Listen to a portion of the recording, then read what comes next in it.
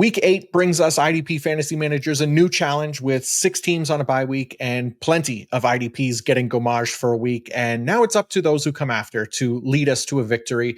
I'm John Macri, and for this episode of the PFF Fantasy Podcast, IDP edition, I'll be going game by game to break down all of this week's relevant IDP information, matchup details, so that you can get those lineups locked in, ready to go for another week, another set of obstacles to overcome, and hopefully another dub. So let's get it.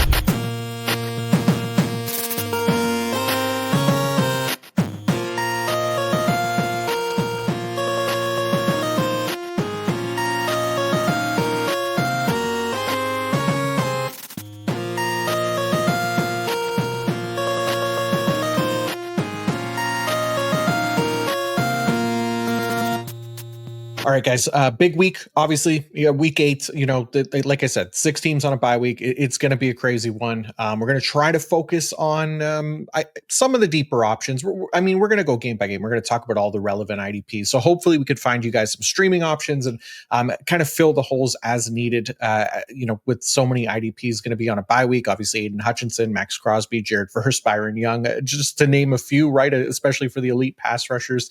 So we'll do all that and week 8 too. Like we're now at the halfway point of the fantasy football regular season, right? So this is really a crucial time here to make sure we get those lineups set properly, get them locked in right. And then we'll start to see people drop off as well as their, seasons maybe not has been going as well. So for those of you that are here and are locked in, please don't forget to hype the channel, like the channel, subscribe to the channel, all that kind of stuff. That helps me a ton. I really do appreciate that. It goes a long way in helping this channel grow and also to let everybody at PFF know that, we want more IDP content. So this is huge if you guys continue to do that. And you have been amazing at doing that so far this season. So thank you all for continuing to support the show. And then, if you want access to anything as far as, IDP rankings, IDP fantasy report, any of the stuff that I put out on PFF.com, you can get access to that with a PFF Plus subscription. And you could use the promo code PFF Fantasy Podcast 25 to get 25% off of that PFF Plus subscription. So again, IDP fantasy report, rankings, all that kind of stuff that we do, that's locked content, the player grades, which everybody loves and agrees with universally. So you can check out all of those as well. Lots of good stuff to get access to there with the PFF Plus subscription. But other than that, you guys know the drill. We got the timestamps in the episode description. We're going to go game by game here. We're going to talk about all kinds of IDP goodness here and try to get you set for week 8. So with all that said, let's do it. Let's get right into the games here. And we'll start with Thursday Night Football. As always, Minnesota Vikings, Los Angeles Chargers is kicking us off this week. So we'll start with Minnesota's linebackers. Blake Cashman returned in week 7. That was nice to see because he went right back to his usual green dot full-time role. Didn't do much with his snaps, but we still like Cashman overall. He's playing in a zone-heavy defense, certainly capable of putting up bigger tackle numbers. Now, the unfortunate side of Cashman's return was that Ivan Pace lost his snaps and didn't play a single defensive snap, actually, which sucks for my guy. And, we're not going to be using him for IDP anytime soon. It doesn't feel like it meant that Eric Wilson got the LB2 role.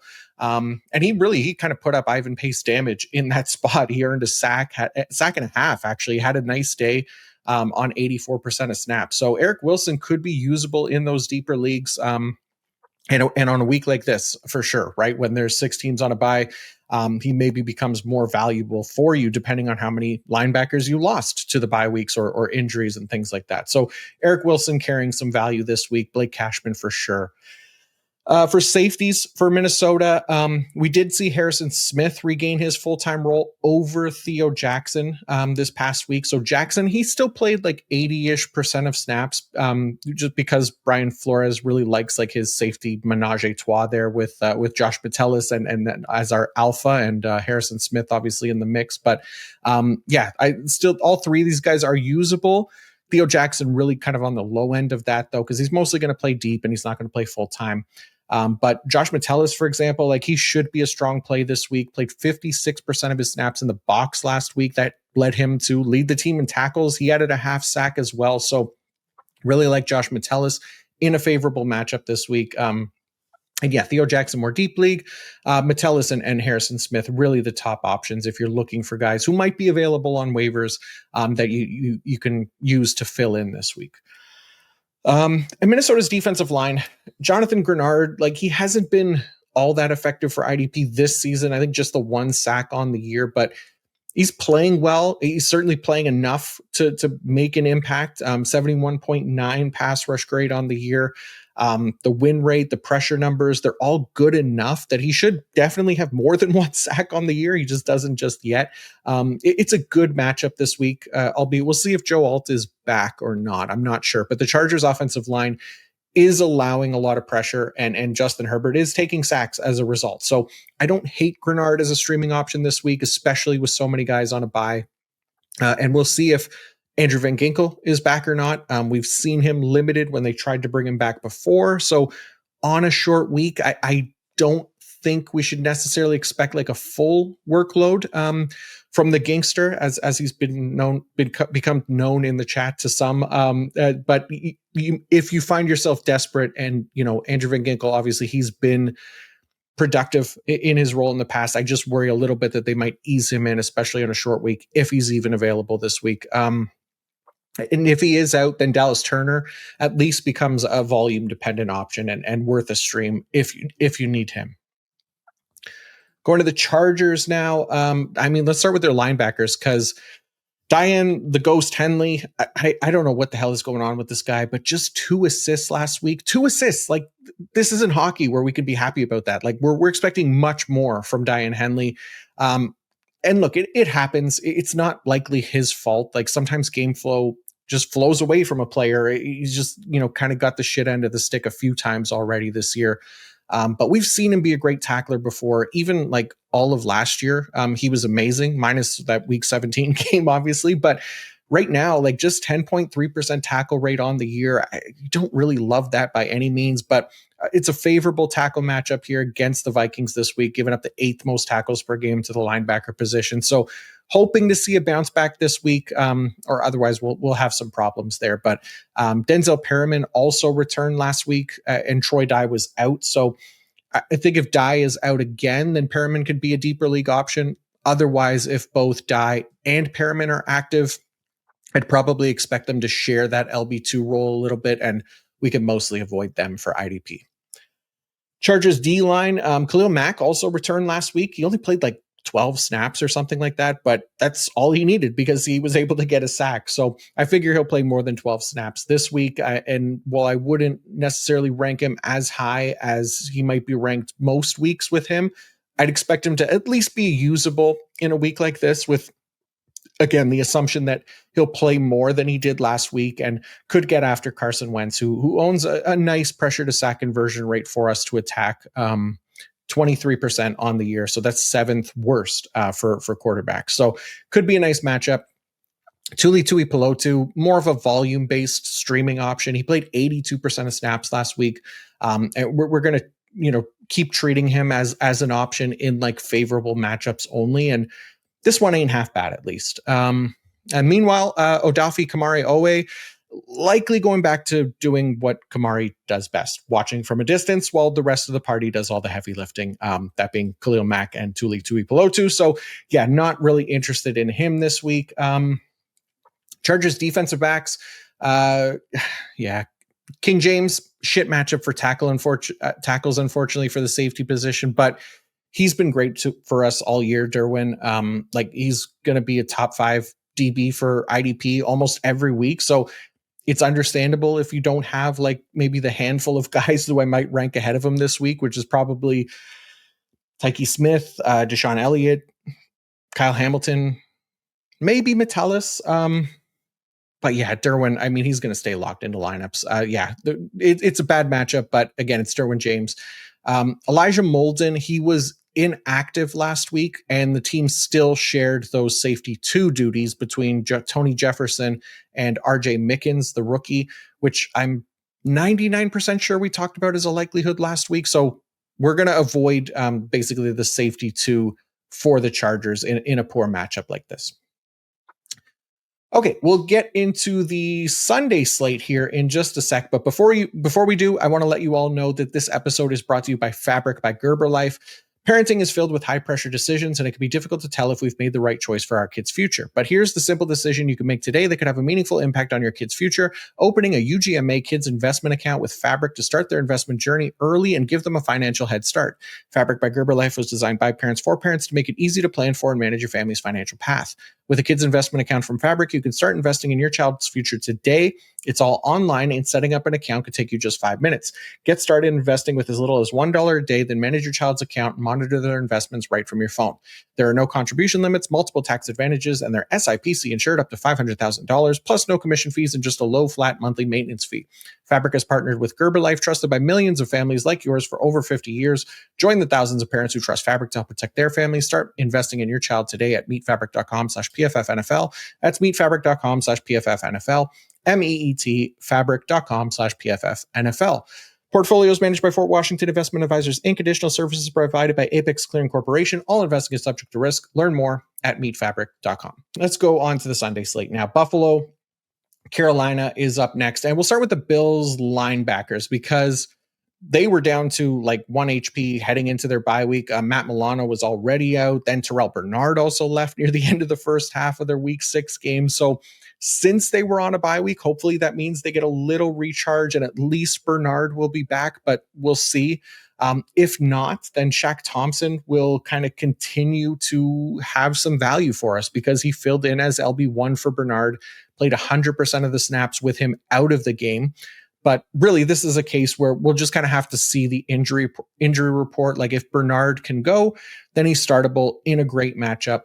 If not, then we'll look to Milano next. If he can't go, then Shaq Thompson after him. And then if Bernard and Milano are both out, then Dorian Williams becomes an option as like the fourth guy or the guy that would play LB2 to Shaq Thompson in that regard. But yeah, it's the injuries suck. Obviously, the Bills are kind of hurt here at the linebacker position. We'll see if those guys are back this week. And hopefully we don't have to get to a point where we're trying to sort out like Joe Andreessen and company after that.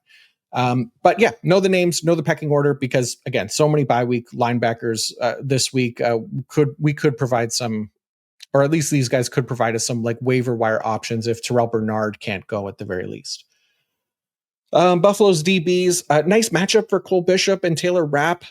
Although Bishop was also banged up heading into the bye, so Jordan Poyer could get some run this week. Again, another situation just to kind of monitor there, right? Like, got to keep our head on a swivel in these IDP streets because, yeah, it's it's not for the weak at heart. That's for damn sure. So much to sort out, but yeah, luckily you beautiful people are in the know because you're listening to this right now. So thank you. But yeah, let's keep going here. Buffalo's defensive line. Joey Bosa, Greg Rousseau, and Ed Oliver. So Bosa, he has been the best option. Still not amazing for IDP. That being said, like he's killing it in terms of his underlying metrics. Number 91.6 pass rush grade right now. That is currently the highest pass rush grade of his career. And yes, it's still early, right? But remember that most snaps that this dude has ever played in a season is 850. He's at about 250 right now. So Joey can be a starter for us if we need him. Greg R. Rousseau, we'd probably like to see him string together some better performances because he's kind of on the opposite end of the Joey Bosa spectrum currently, where it's right now his lowest pass rush grade of his career so far. So yeah, we definitely expect more from Gregory Rousseau. Ed Oliver, definitely a DT required option. He's only played 2 games so far, but 9 pressures and 2 sacks in those games. That is a pretty good pace, if I do say so myself. So yeah, like Ed Oliver a fair bit. For Carolina, let's start with their DBs. It's not a great matchup, but we're still trusting Trayvon Merrick over most safety options, considering, again, just the high-end usage in the box. He's played 46% of his defensive snaps in the box this year. That is a great number. It's why he's been a DB1 in scoring so far. But other than Merrick, like that's kind of it. Like I'm not trusting the Nick Scott propaganda after a good game last week. The corners, forget about it. It's a good matchup. Like, I mean, I just don't trust these guys. So yeah, it's really just Merrick for me in a tougher matchup. Um, Carolina's linebackers, it's Rose Boom and Rose Bust. Trevin Wallace playing the role of Rose Bust so far. He's still got the green dot, though again, not nearly as effective with his opportunities as Rose Boom has been. Rose Boom, 14% tackle rate on the year. Rose Bust, Trevin Wallace, 9.1% tackle rate on the year. Now, we'll see if maybe that's some motivational stuff there for Trevin Wallace, if my powers work out here. But he does have a full-time role, so that at least increases his odds of being the better option. We'll see. It's a below average matchup, so my hopes aren't high, I'll say that. But again, in a week where there's going to be a lot of options on a bye, Trevin Wallace could be somebody that we might have to rely on here if he's available. Carolina's defensive line, Ashawn Robinson, Derek Brown for DT required leagues. Somehow Derek Brown got 2 sacks last week, although that was against Justin Fields and the Jets. So I'm not betting on the rest of this group to do anything. You guys know who they are at this point. And Ray J ain't at quarterback for the Bills, so not trusting the Kardashian sisters on the edge here to take him down. So yeah, Carolina's D-line is really just the defensive tackles. Okay, going on to Miami and Atlanta next. So we'll focus on Miami. They're linebackers. Jordan Brooks, Tyrell Dodson. They are the most effective linebacker duo for IDP in the league right now. They have been just all gas, no breaks every single week, just putting up excellent tackle numbers, tackling at elite rates. I really don't need to keep talking about these two every week. Just know that if you got them, start them. It's as easy as that.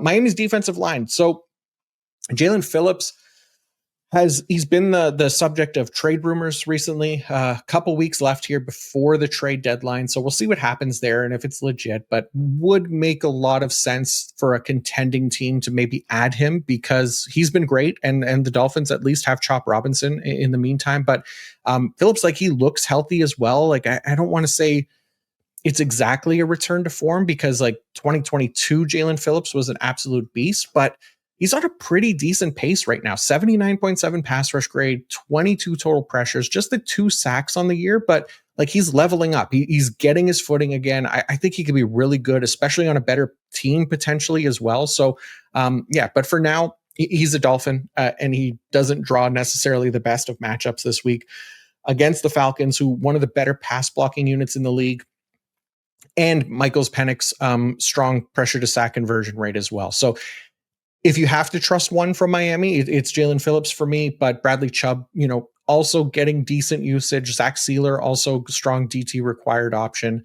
But yeah, we're gonna basically bank on decent tackle production just because of their playing time in a good matchup here. And if they could provide us any pass rush upside, then that's just a nice little bonus for this group. Miami's DBs, it's really just Minkah Fitzpatrick. Although he had a great matchup last week too, and was Stinka Fitzpatrick because in that one, he only had 3 tackles against the Browns.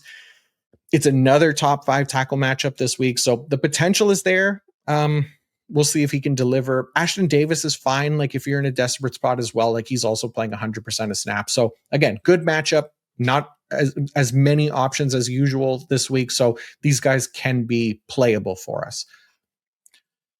For Atlanta, we'll start with their linebackers because, really just we know who Caden Ellis is at this point, but Divine Diablo, he got banged up last game and was replaced in an every down role by JD Bertrand. So Bertrand, definitely worth a pickup because I think Diablo is listed as doubtful right now. It's Wednesday, so it would not the most reliable practice reports, but it's at least a good chance that Diablo misses one game here. So if that's the case, then JD Bertrand could be an option. He was productive last week, so that was nice to see. Could be a fine option for us this week. Atlanta's defensive backs, Jesse Bates played 71% of his snaps in the box last week. 71% is an insane number for a defensive back. And look, he landed a team leading 10 total tackles as a result. I had written about it in the IDP report, but Bates is averaging 49% of his snaps in the box this season. That's actually more than Trayvon Merrick, who we love, right? And what's crazy is that that's never been a big part of his game.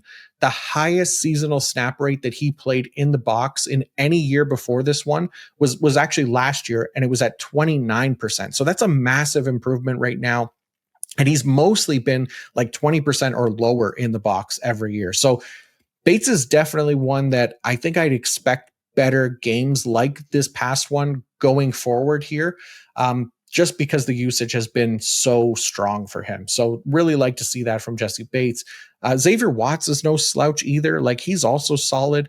Again, it's not, it's not the best tackle matchup, but Tua turned the ball over is still at quarterback. So obviously we love that for our defensive backs at the very least. And both of these guys could still have some value, even if not from just tackles. Let's see. Oh yeah, Atlanta's defensive line. Nice matchup. Again, you got Tua at quarterback, and that O-line has been a hot mess. So second worst pass blocking unit in the league for Miami.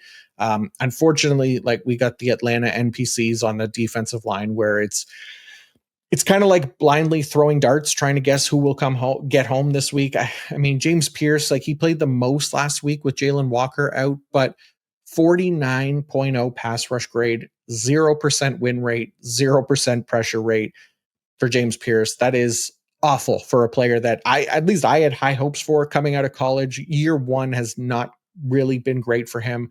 And then old Yeller Leonard Floyd, still there, but might need to be put out to pasture here soon. He just hasn't been very effective. And look, somebody is going to sack Tua this week. I could almost guarantee it.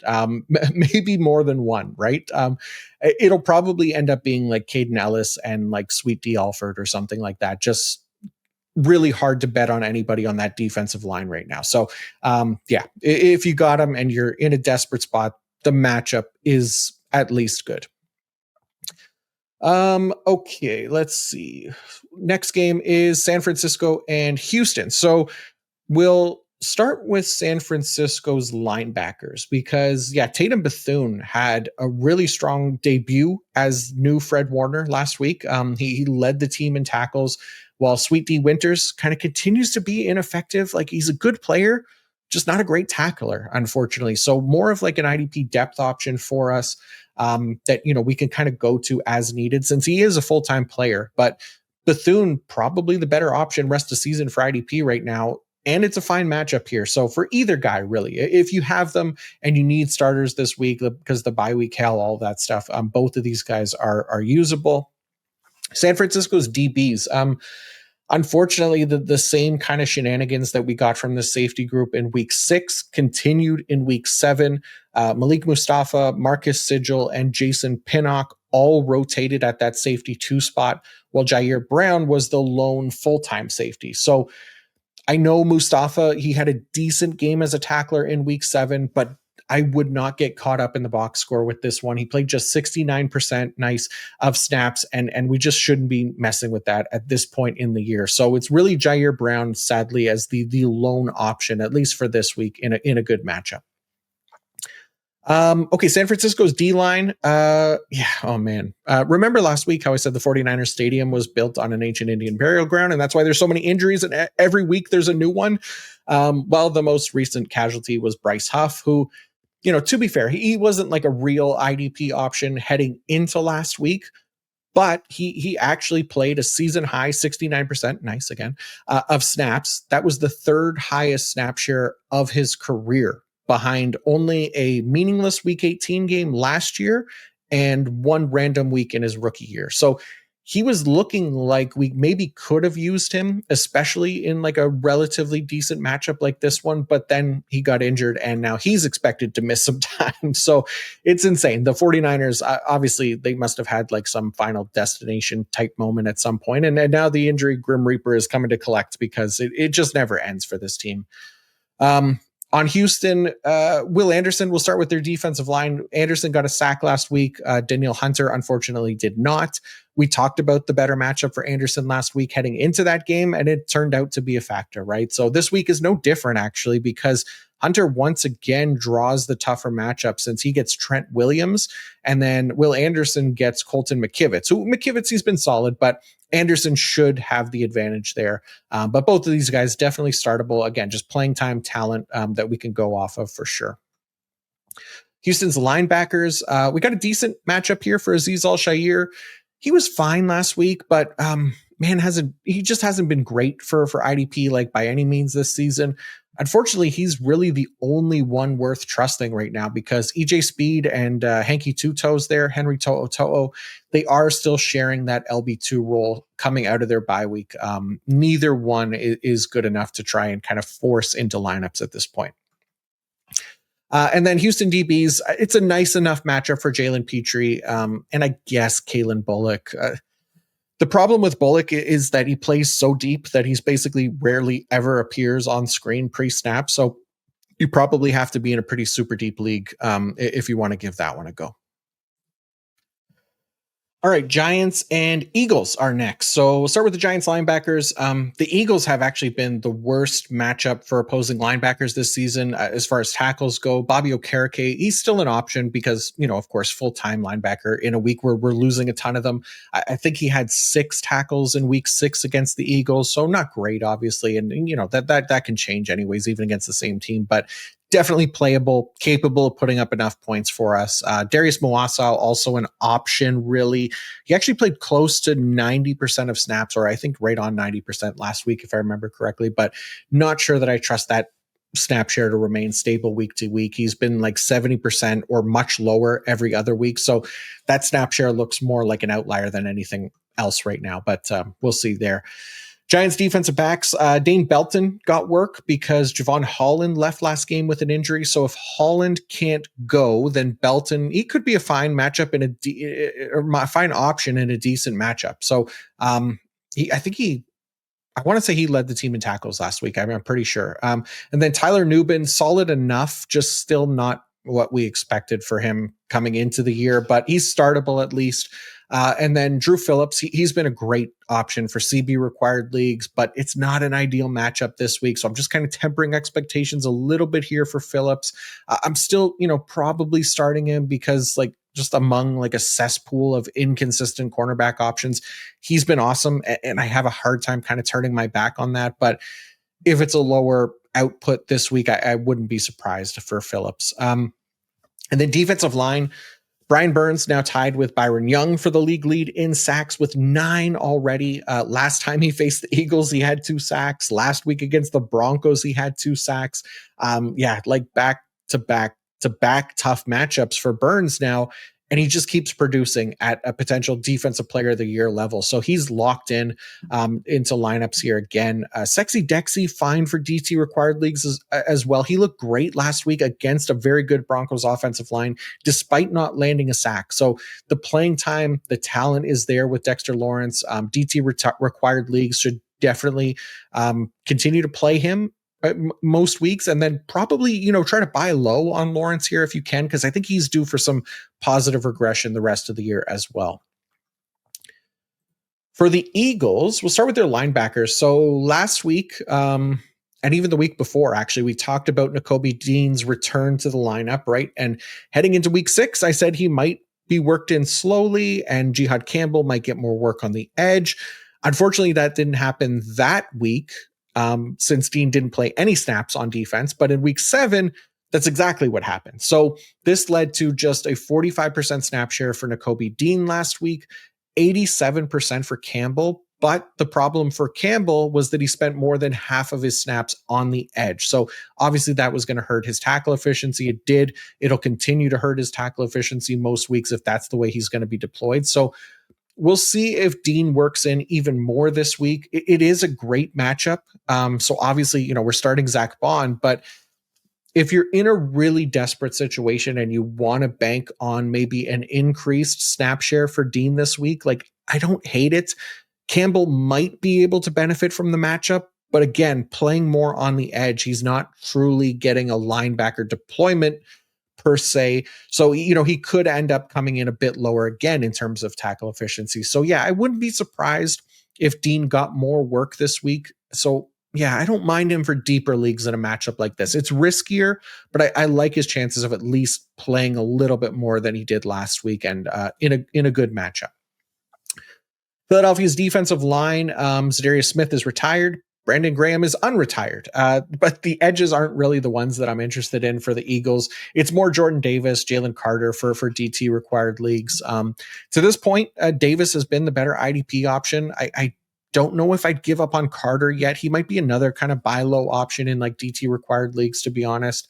The playing time is insanely good for Carter. We've seen him be, a dominant pass rusher, even if not putting up a ton of sacks in his career just yet. Like, the pass rush metrics at least point to a very capable player in that regard. So I don't know. I'd still consider trying to get in on Carter while the price is like relatively low. Again, he's going to have to, I don't know. He's going to have to swallow, not spit here if you want him to be a keeper. But that's all I'm trying to say, I guess, for his long-term potential, because he is a good player, but obviously has his issues, right? So Philadelphia's defensive backs. Cooper DeJean continues to operate in his CB1 era. We love that for him. Last time that he faced the Giants, he only got 2 tackles. And so it isn't the best matchup, but kind of like Drew Phillips on the other side, it's really hard to bench those guys for other corners at this point because they all kind of suck, and we should be well aware of their volatility at this point in the season. But yeah, otherwise the only other DB I want to even consider is probably Andrew Makuba, and that's in really deep leagues only.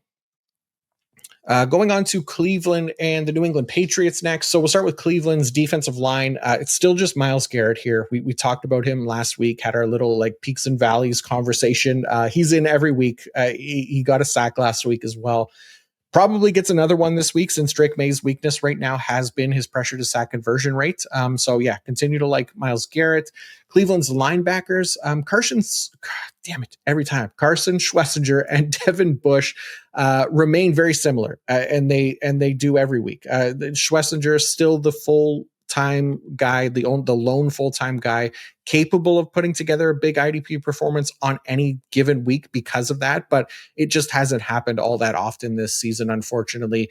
Average matchup this week. Bush has been much more efficient on less than a full-time snap share, but that Bush can get shaved at any point because he's not full-time. And if there are less snaps on any given week, there's a little bit more risk there.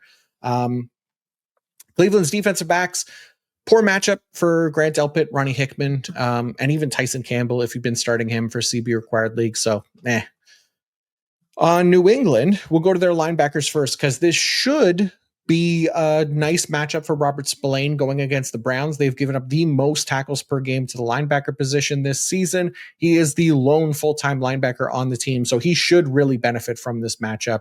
Now, a wild Marte Mapu appeared last week. He landed 8 total tackles, which, hey, that's great. But then you dive into how he did it, and those 8 tackles came on just 20 snaps, which is insane and completely unsustainable. So do not fall into the Mapu trap this week. We're not starting him. Unless we see those snaps rise substantially, we're just going to avoid all of the non-Robert Spillane linebackers in New England because they're all just kind of splitting that role and going to be impossible to trust for IDP.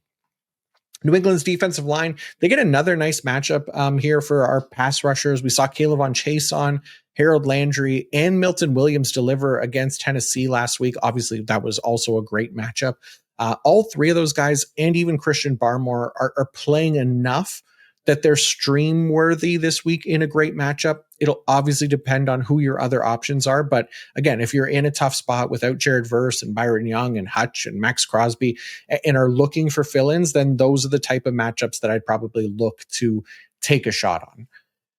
And New England's defensive backs, Craig Woodson, also kind of a favorite here as far as, a potential streaming option at safety this week if you need him. It's a good matchup for him as well. We'll see if Jalen Hawkins is good to go or not. Otherwise, Kyle Duggar might get another run, and it's a good enough matchup for him to be streamable as well.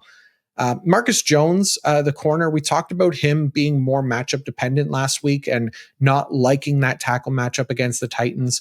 Well, he came up with an interception to help his cause, even though he had just the 3 tackles, right? So this week for Jones, I worry a little bit about his snap share dipping to below 70% because the Browns run one of the lowest rates of 11 personnel in the league at fewer than half of their offensive snaps. So for a nickel corner like Marcus Jones, like he might come off the field a lot more than we'd like as the defense kind of tries to match appropriate personnel, right? So I understand that he's another one that you might not want to bench considering he's been on fire as of late, but he's also made up for it with some big plays, which are again harder to trust week to week for any defensive back. So just beware, I guess, is how I'll kind of frame that one, and you guys can make your choices now that you have that information.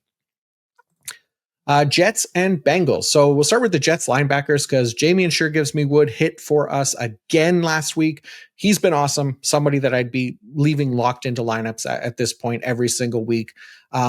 Quincy Williams was activated today, Wednesday, off injured reserve, or I guess his practice window was open, whatever it happens to be. We'll have to keep an eye on that one if Quincy Williams is going to be active or not. If not, then Kiko Maugoa still in play for us as like a deep league option here during this bye week homage, but really just for the deeper leagues because he's not a full-time player. Quincy Williams would probably be back to a full-time role, so he'd be a little higher in the ranks than Kiko if he's active. Jets defensive line. We know that the Bengals offensive line is hot garb, but Joe Flacco still has done a nice job kind of mitigating that through 2 games, taking just 3 sacks in the 2 games so far that he's played for the Bengals. That being said, like that O-line is definitely susceptible enough that we can maybe continue to rely on guys who are in a good position, like Quinnen Williams in DT required leagues, potentially Jermaine Johnson as a streaming option. There's rumors about Jermaine Johnson as a trade candidate as well. So maybe we get some showcase production from him. We'll see. He's certainly playing enough. And with it, again, being a positive matchup, I don't hate Jermaine Johnson as a streaming option this week if you need him. Jets defensive backs. I kind of like low-key hate this group. Andre Cisco, Malachi Moore, whoever else you want to lump in there, they are kind of the definition of mid.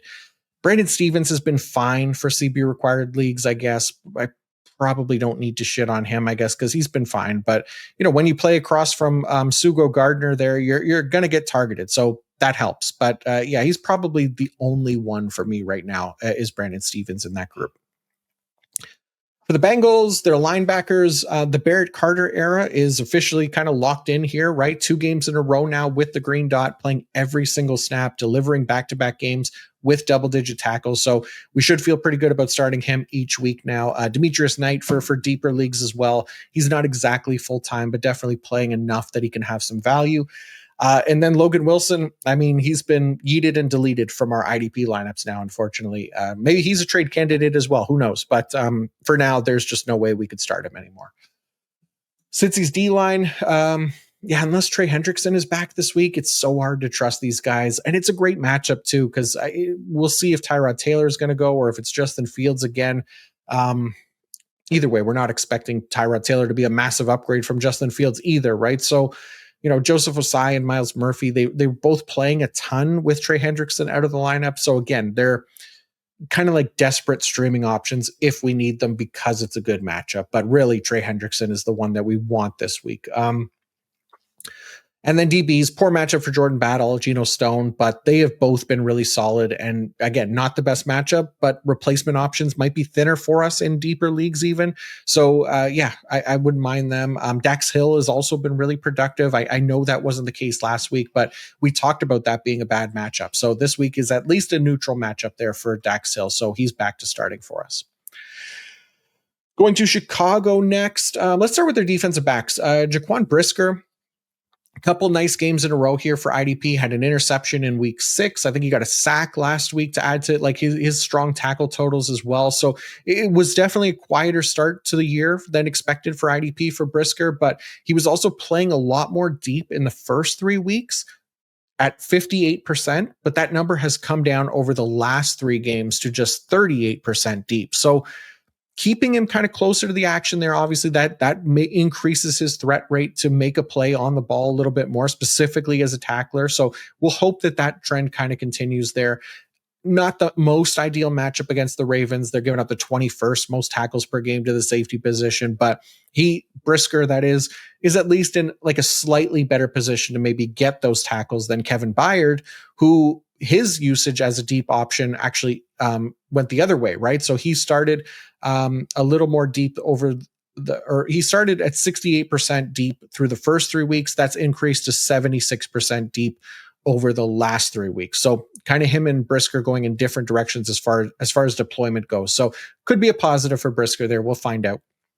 And Kyler Gordon landed a sack last week. We actually kind of called that one last week and said that they'd blitz him in that Dennis Allen revenge game, and they did. Also saw his snaps increase to 75%. It's still not perfect, but that was second among the team's cornerbacks. So hopefully one step closer to being a full-time player. Unfortunately, this is a really shit matchup and not one where I'd start him. The Ravens are 31st in the league in tackles per game to the cornerback position, and they are bottom of the league in 11 personnel rate. So, not necessarily an ideal matchup here for Kyler Gordon. Chicago's linebackers, Tremaine Edmonds just continues to cook. He's been unreal. This is by far his best IDP season so far, in my opinion, or that I can remember. I don't think it's particularly close without even looking back, right? Like just knowing how mid and ineffective he's been in years past. This is like a new and improved version of a pretty bland IDP from so many years in a row, right? So yeah, the Tremaine Edmonds reboot has been it's been a nice success this season. I'm trying to think of a reboot or remake that was better than the original. I don't know. Dune, the new Dune comes to mind. I can't watch the original movies, but obviously love the new version. Maybe that's sacrilege to some, and I know it's based on a book too. Okay, so yeah, I guess the book is the true original, but I can't read, so I'm illiterate, so I only know movies. Anyways, where the hell were we? Why am I talking about this? You're right. Tremaine Edmonds, good. Yeah, good now. Wasn't good before. Cool. Yeah, start him. TJ Edwards as well. Good to go. And maybe Lamar Jackson is back. I did see that he's practicing today without the boot or whatever the hell was going on with his foot. So could be Lamar Jackson back. Hopefully that makes for more tackle opportunities for our linebackers. Chicago's defensive line, Montez Sweat has been solid enough that we can trust him, I think, in a positive matchup here, because that O-line, like, they have not been good. And then even with Lamar Jackson back in, like, he's been pretty susceptible to taking sacks when he's in the lineup. He's second among quarterbacks in pressure to sack conversion rate. So not great for Lamar there. Going to Baltimore next. Their defensive line, I don't want to trust anybody on the defensive line right now. They haven't been good. There's guys that are getting playing time like Mike Green, but they just haven't been effective enough. And to Caleb Williams' credit, like, he has been night and day from his rookie season as far as being able to avoid taking sacks. His pressure to sack conversion rate has increased dramatically this year, or I guess decreased, right? It's improved is what I'm trying to say. So he's been really solid. So I don't know that I trust the Ravens defensive line to really do anything in this matchup. As far as their linebackers go, Roquan Smith should be back this week. So we're back to starting him again for IDP. Now the LB2 role, when Roquan was in the lineup, that belonged solely to Teddy Buchanan last time that we saw this lineup, right? So Trenton Simpson didn't factor in at all when that was the case. Now, that's how I'm going to kind of assume that they operate again with Roquan back. But again, it's never good to assume in the NFL or in life in general, I guess. Pretty sure there's a saying about that. But either way, like, Simpson, I would say, is completely unstartable this week, knowing that he might not even play a single snap.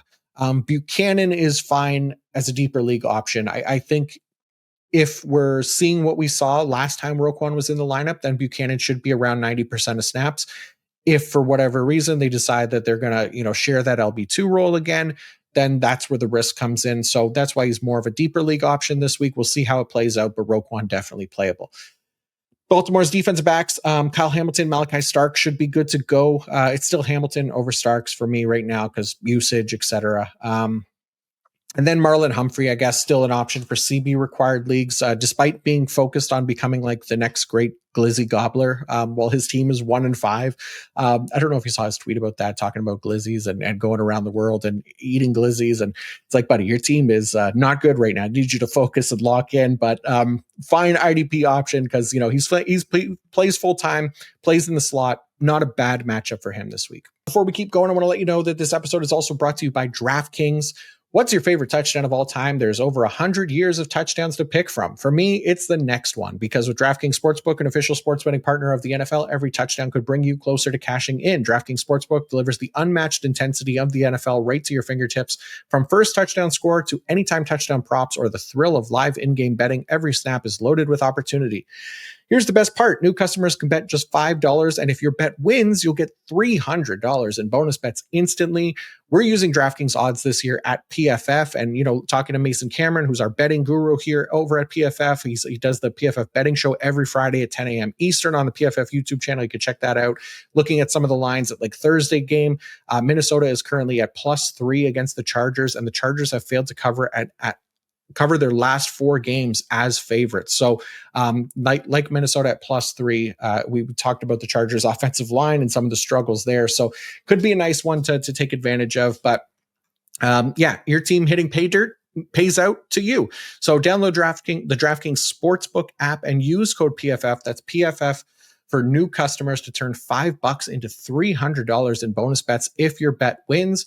In partnership with DraftKings, the crown is yours. Gambling problem, call 1-800-GAMBLER. In New York, call 877-8-HOPE-NY or text HOPE-NY 467-369. In Connecticut, help is available for problem gambling. Call 888-789-7777 or visit ccpg.org. Please play responsibly on behalf of Boot Hill Casino Resort, Kansas. Pass-through of per wager tax may apply in Illinois. 21 plus age and eligibility varies by jurisdiction. Void in Ontario. Bet must win to receive bonus bets, which expire in 7 days. Minimum odds required. For additional terms and responsible gaming resources, see dkng.co/audio. Limited time offer. Okay, going to Tampa Bay and New Orleans now.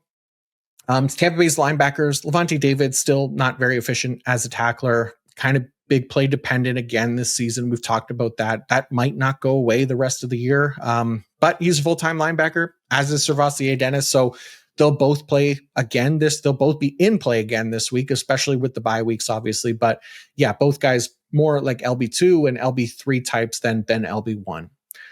Tampa Bay's DBs, Tyke Smith, really about as matchup proof of a safety option as there can be this season. So I'm not scared of the Saints giving up the 31st most tackles per game to the position. Tyke, he's just too good not to start. And look, is he going to get 13 tackles and a sack again this week in a bad matchup? Probably not, but he can absolutely cook still because of that usage and just how good he is around the line of scrimmage. But probably a more tempered expectation matchup for him and even for Antoine Winfield more than anything this week. Tampa Bay's defensive line. Yes, Diaby. Let's go. Now we're earning that new name. Diaby has strung together a couple strong IDP performances, gets another fine matchup this week. I'd be comfortable starting him if needed. He's the main one for me. Going to New Orleans, though, their linebackers, Demario Davis is the only one I trust right now. Pete Werner's snaps have dipped to below 60% 2 weeks in a row. We're not messing around with that for IDP. So just super Demario this week. Saints defensive line. Chase Young looked good last week. It was only his second game of the season, but he led the D line in ice time or snaps. That being said, it's just him and Carl Granderson who are volume based options, right? So that's what we like about those guys. It's not an ideal matchup this week for pass rush upside or even tackle potential, but names to kind of keep an eye on there that they could be more usable in the right matchup. Ice time, man. Focused on hockey, I guess. But New Orleans defensive backs, Alontae Taylor, good matchup, a good option. Team's primary slot corner. I don't mind Alontae Taylor this week. The rest, I mean, Justin Reed is mid. Jonas Sanker's usage is bad. So these guys are really low end options here at safety. Tennessee and Indianapolis. So starting with Tennessee's linebackers, Cedric Gray. What more can I say? The dude is an IDP hero right now. He's up to an 18% tackle rate on the year. Just unreal. And officially doubling or close to doubling the efficiency of Cody Barton at 9.5%, which lulls. One we can start, the other only if we're out of options. You know who they are. It's a bad matchup. So I'll trust the guy who continues to be an elite tackler compared to whatever it is that Cucky Barton does with his time on the field. So yeah, that's the linebackers. Tennessee's defensive line. Jeffrey Simmons is banged up. I don't think he'll be able to be good to go. It looks like he won't, but he did leave in the first quarter of last game, did not return. So obviously this one sucks because he's been an elite IDP defensive tackle. If he can't go, we're just avoiding the Tennessee defensive line entirely. Tennessee's defensive backs, this is the best tackle matchup for the safety position. So let's hope we get a Monty Escort version this week, and he could be a fine streaming option for us. But the Titans rotation at safety, it really makes Amani Hooker the only one, and really only for deeper leagues, because there's always a risk of him not playing full time too. In Indianapolis, they're linebackers. So we'll start there. Let's start with Jermaine Pratt this time, because he right now, like, he's still the clear LB2 in Indianapolis, though his snaps are probably likely to fluctuate week to week, just depending on the matchup and game flow and stuff like that. Like, for instance, in week 6, the team played 80%, or he played 80% of the snaps when the team faced more run plays and early downs than they did in week 7.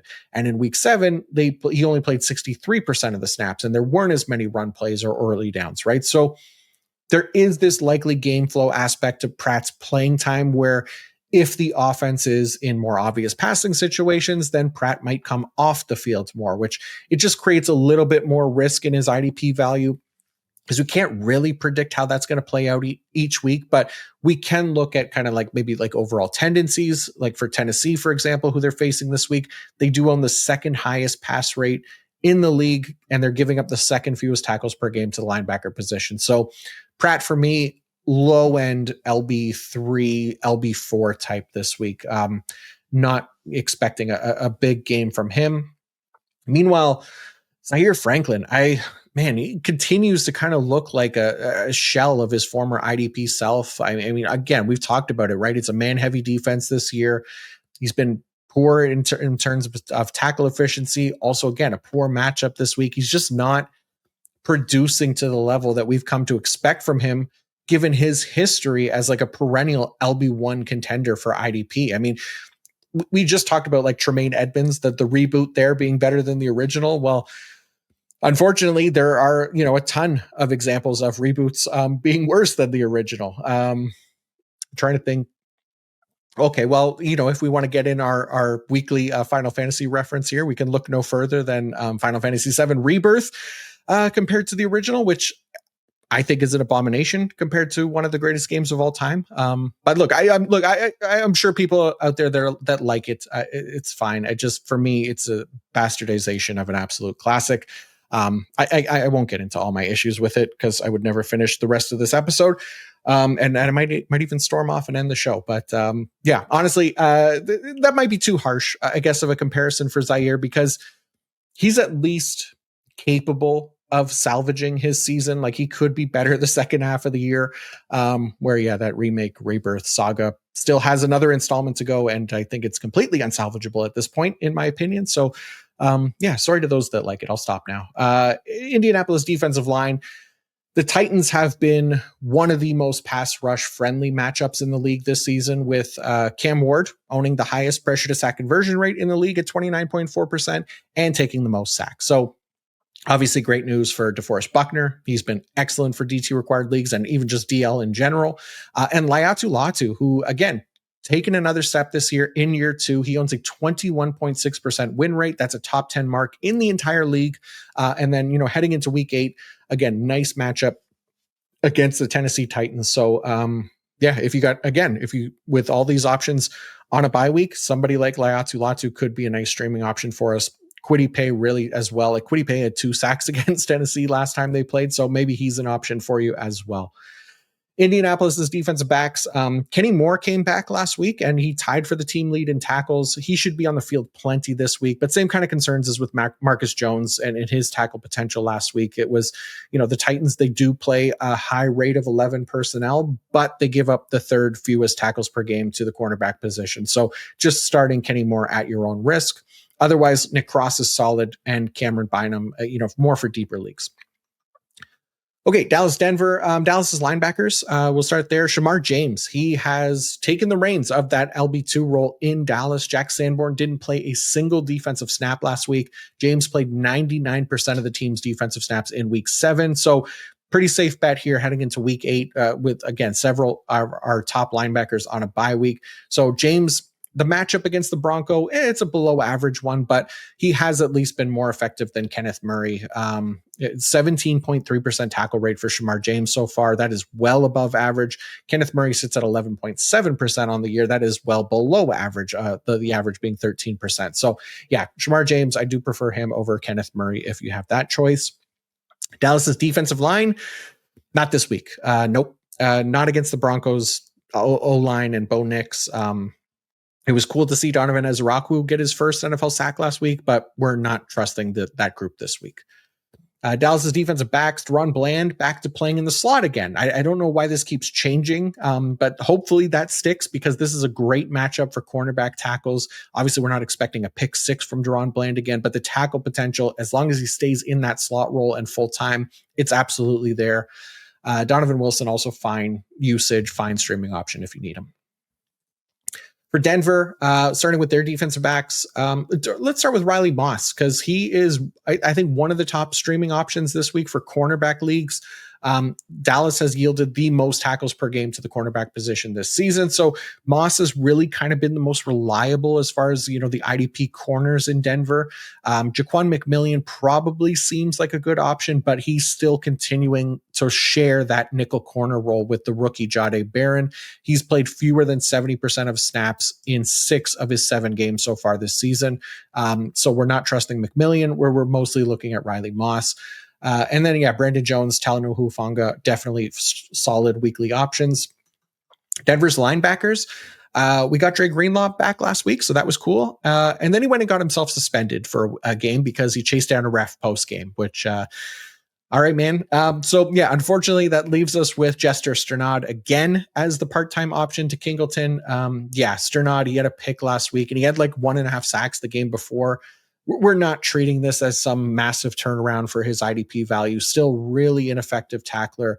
And that's what we're going to rely on more than anything. And he's just not him. So we'll just rock with Singleton unless we're desperate. Denver's defensive line, Nick Bonito, he remains in lineups. I know it was a quiet week for him last week, but as always with our high-end defensive lines, none of them are immune to the valleys in production to hit those peaks, right? So it'll happen to all of them.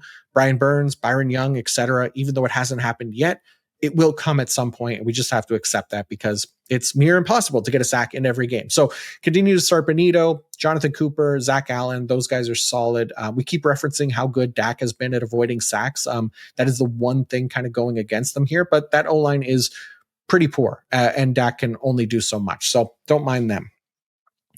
All right, Sunday Night Football. Green Bay Packers, Pittsburgh Steelers. So Green Bay's defensive backs will start there because they continue to kind of play around with the deployment of this group.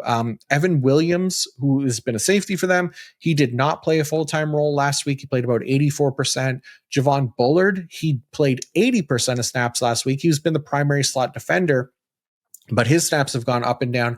And then Nate Hobbs, while he played every single snap, he also went from playing 22% of his snaps in the slot in week 6 to just 5% in week 7. So a lot of fluctuation for this group to account for. It's a really hard group to trust, I would say, especially in a below average matchup for them against the Steelers here, who are last in tackles per game to the cornerback position, below average to the safety position. So really it's Xavier McKinney, I think, is kind of the lone trustworthy option at the moment. And he's mostly underperformed as well. So he's not really going to be like a high-end option, just an option in a shorthanded week here. Green Bay's linebackers, Quay Walker, Edgerrin Cooper, both draw a pretty good matchup here.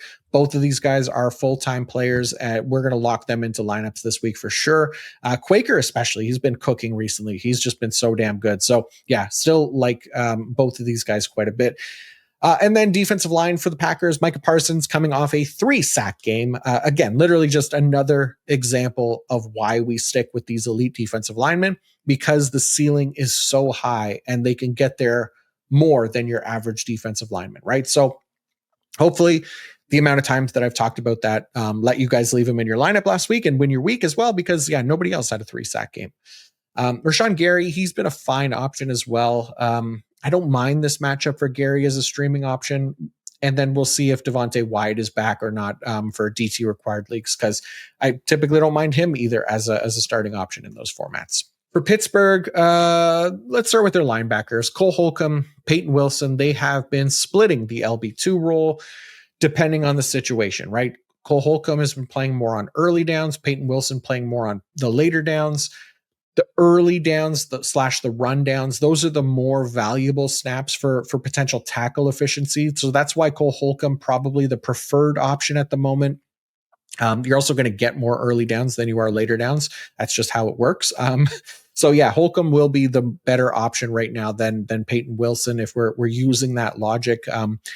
And the matchup here against the Packers, it's a good one for linebacker tackles. They're giving up the 5th most per game to the position. Now, obviously, neither of these guys, Holcomb or Wilson, are great options this week, just considering the overall snap share. But for IDP managers, maybe in need of like a deep league fill-in, so many teams on a bye, et cetera, like there could be a little value in this duo. Now, it's not much. It's really, really deep leagues only, but somebody to consider at least would be Cole Holcomb.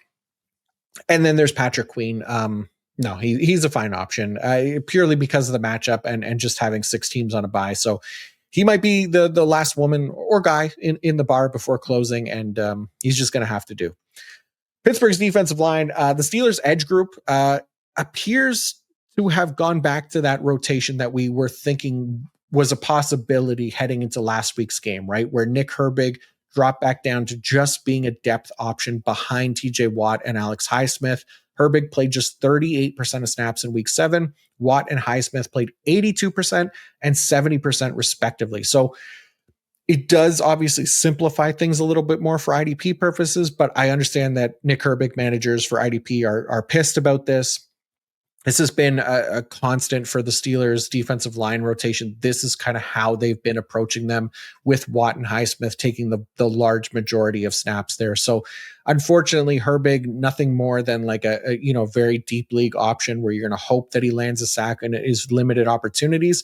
Otherwise, Watt and Highsmith, those are your starting options. Jordan Love and the Packers, a tougher pass rush matchup, but those guys get the playing time. We know they have the talent, so they're going to be a lot harder to bench, even in a below average matchup. Pittsburgh defensive backs, Deshaun Elliott is him, right? We're just going to continue to start him and continue to profit. Nice to see, a safety that we loved this offseason delivering to their full potential. I'm looking at you, Tyler Nubin and Jaquan Brisker. But anyways, Elliott has been awesome. So not much else to talk about here because, the rest of the Steelers safeties, Chuck Clark, Juan Thornhill, they're splitting their snaps. So, no thanks. And finally, Monday Night Football. Just one Monday Night Football game this week. Wow, imagine that. How nice. Washington. Let's start with their linebackers going against the Chiefs here. Same old story, same old song and dance, right? Bobby Wagner, Frankie Louvu. That outlook does not change week to week. Now, the Chiefs gave up, I think it was 500 tackles to linebackers last week after being one of the worst tackle matchups in the league.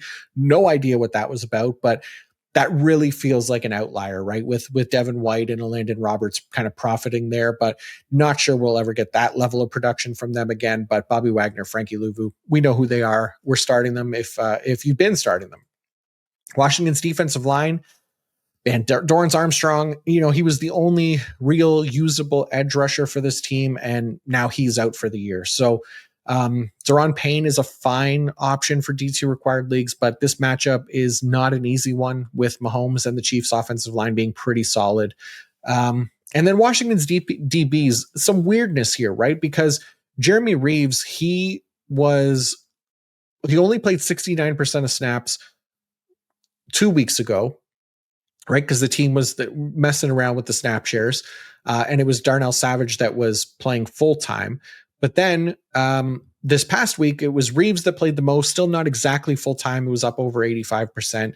And it was Darnell Savage that his playing time went down. So I don't know what's going on there. They're clearly tinkering a little bit with their defensive backs. And then Quan Martin, he didn't even play at all in the fourth quarter. So really difficult group to kind of trust and project right now. I'd mostly be avoiding them. Probably just Mikey Sanders still is the only option for me for IDP this week until we see some consistency again from the Washington safety group.